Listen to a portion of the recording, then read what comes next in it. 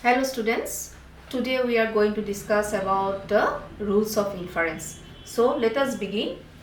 What do you mean by conjunction? So first of all you have to clear about the rules of inference. Then you can do the rules of inference, then rules of replacement, then you can do the formal probability sums. So first of all we have to be clear about the rules of inference. First rule is conjunction. So what is conjunction? So it is here written if each of the pair of statement, if the pair of statement is true, if this one is true and the second premise is also true, so the conjunction always says that if both the conjunct is true, then the conclusion will be true. So it follows that P Q, therefore P dot Q. Now let us start second rules of inference. This is called simplification. So in simplification it is here written if the two of the conjuncts is true, is P is true, Q is true. So if the two of the conjunct is true, then the conclusion will be true. So that rule is called simplification. That means P dot Q, therefore P. So here what we get? Conjunction. Conjunction means P is true, Q is true, therefore P dot Q. That means if both the conjuncts are true, then the conclusion will be also true. In the same way, in simplification also, if we find that the two of the conjuncts P is also the true and Q is also true, then it follows that the conclusion will be also true. So from that we have found on two types of rules. One is called conjunction and another one is called simplification. Now let us see the third one. This is called addition. So in the addition it is written that if a statement is true and if the disjunction of any other statement is true, disjunction, this one is a disjunction, this one is conjunction and this one is called disjunction. So if the statement is true and if the disjunct is true, then it will said to be true. That is called addition. Now let us go to the fourth one, modus ponens. This symbol is called implication.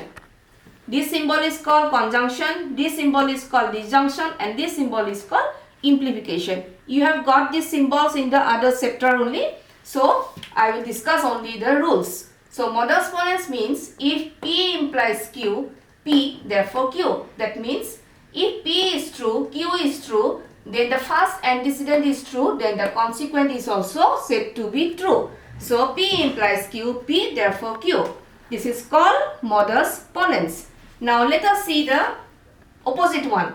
This one is modus ponens and this one is modus tollens, T-O-L-L-E-N-S, and this one is P-O-N-E-N-S, ponens.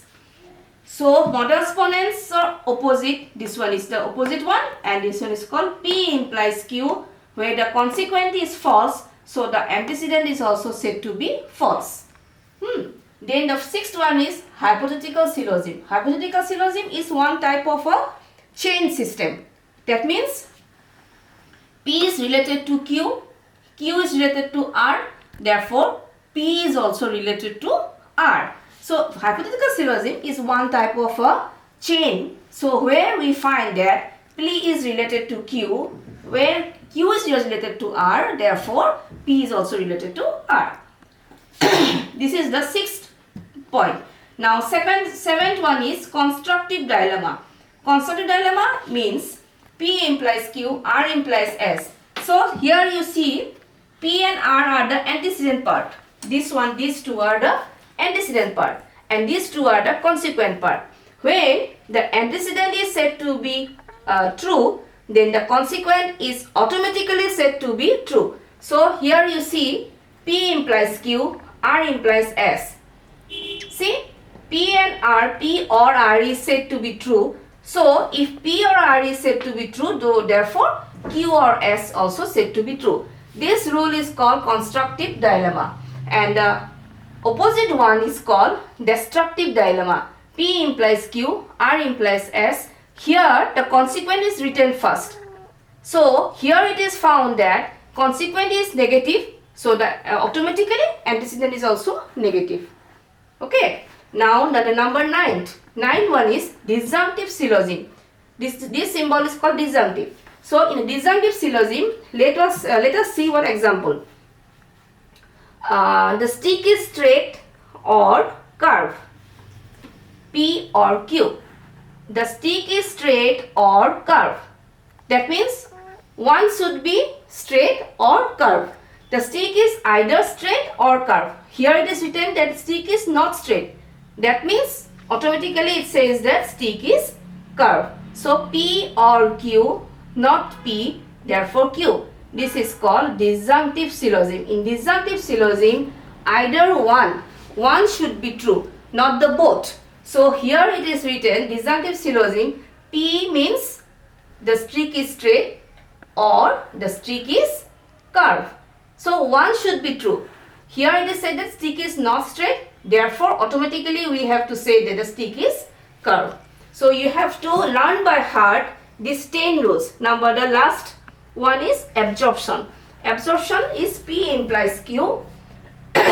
P implies, this one is called bracket, P dot Q. So these 10 rules you have to learn by heart. That these 10 rules are called the rules of inference. So first one is conjunction, simplification, addition, modus ponens, modus tollens.